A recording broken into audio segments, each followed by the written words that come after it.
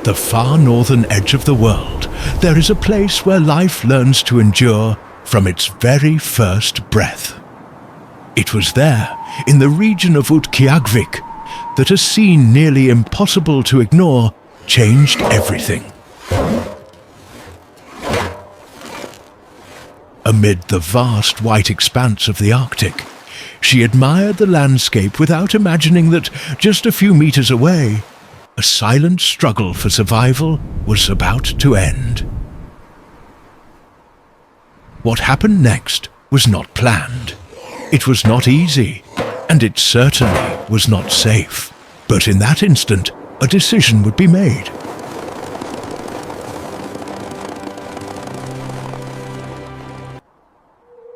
Utqiagvik.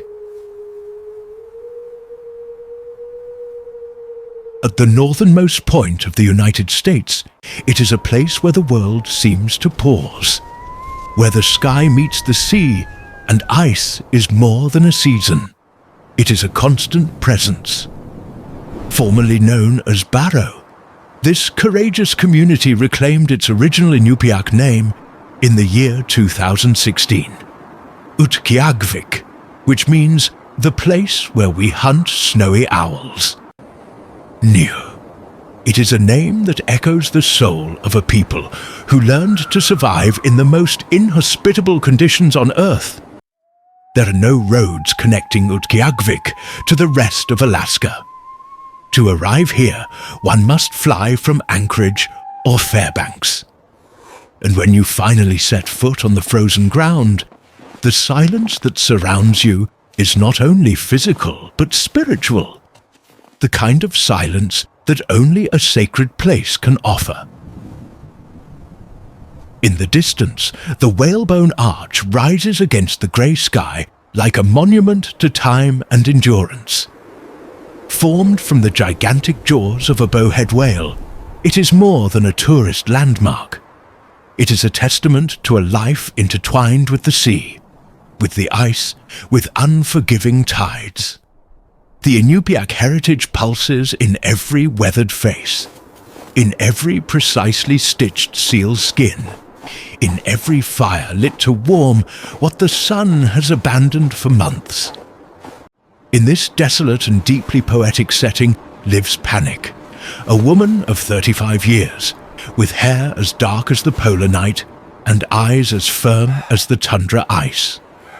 Beside her is her husband Siku, 45 years old, a man of few words and many silences, shaped by cold and tradition. They had been married for only 7 months.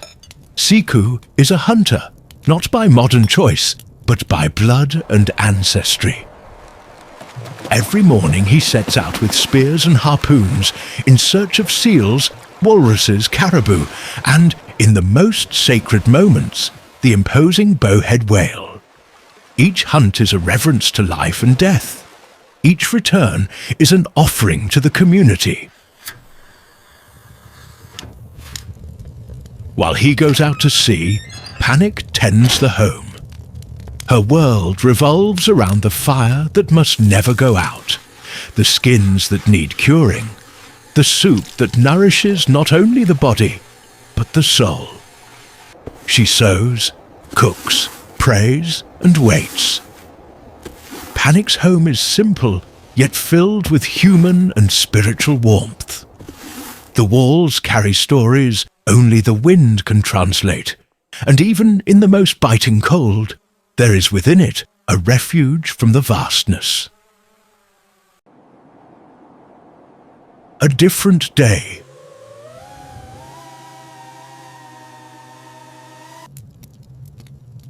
It was on one of those freezing days that fate decided to alter the predictable rhythm of their lives. Siku was preparing to leave for the hunt when Panic unexpectedly asked to go with him. It was rare, as she respected his space with the same intensity that he respected hers. But there was something about that day, something in the air, perhaps the silence, heavier than usual, that made her want to come along. Siku simply nodded, and soon the two set off. Siku took his fishing boat, as the day seemed promising for a good hunt. For hours, nothing could be seen but endless white. The day truly was not favourable for fishing, so before nightfall, they decided to return home. That was when, in the distance, Panic saw something moving strangely. A dark, trembling blot in the snow. Siku stopped the boat. They walked toward the shape, and as they drew closer, what they saw was heartbreaking. A small polar bear cub, thin and staggering, with an old rusted paint can stuck over its head. The cub tried to see, tried to breathe, but its movements were uncoordinated. The can was tight, pressing against its head, preventing it from eating or drinking. The animal's desperation was so human that Panic dropped to her knees at once, her heart racing. They searched for its mother, scanning the surroundings with their eyes and their instincts, but there was no sign of another bear. Perhaps she had died. Perhaps she had fled. Perhaps she had been hunted. The cub was alone. Without proper tools, Siku knew he could not remove the can there, and any sudden movement could injure the cub even more. The only option was to take it home. They placed the animal in the boat and, once back on solid ground, took the snowmobile and headed home. The return journey was silent, laden not only with the weight of the bear, but with the responsibility they had now assumed. Back in the cabin, with the warmth of the hearth and Panic's steady hands, they managed to remove the can with great care. The cub trembled, eyes wide with fear and hunger. It was so thin, it looked like a shadow of itself. Panic prepared a mixture of fish and warm broth, and though hesitant, the cub began to eat. There was no turning back now. It was part of that home. The days changed. Panic fed it, cleaned it, sang ancient songs while it slept curled near the fire. Little by little, the animal gained strength, and with it came energy, curiosity, and mischief. Skins were pulled from the improvised drying line, utensils scattered across the floor. Once, it managed to open the pantry and devoured an entire supply of dried meat. Siku, despite his rigid nature, began to laugh at the destruction.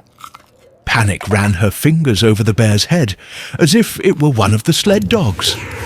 And Panic? Panic could no longer imagine the house without it. She named him Nanook, the spirit of the polar bear. The name was sacred, but she felt there was something divine in that encounter. Perhaps the gods of ice had sent her a child when she had already given up on becoming a mother.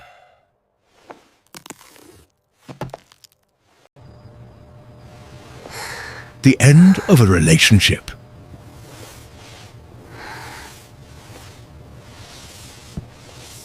But time in the Arctic does not stop. And with time, Nanook grew. His steps became heavy, his presence impossible to hide. Neighbors began to suspect. It was not long before environmental officers knocked on the door. They had come to investigate rumors of a bear being raised as a domestic animal. It was forbidden. It was dangerous. And above all, it was a life that belonged to the wild. The moment of farewell was silent. Panic wrapped Nanook in her arms, as if she wanted to fuse her soul with his. She cried without screaming, for in the Arctic, even grief must respect the silence. Siku accompanied the transport to a region where specialists believed Nanook could survive on his own. There, they released him. The bear hesitated, looked back one last time, then ran.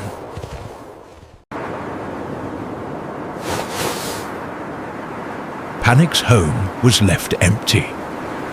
The warmth remained, but something was missing. The skins were no longer pulled from the line. The containers stayed in place. And it was precisely that order that hurt the most.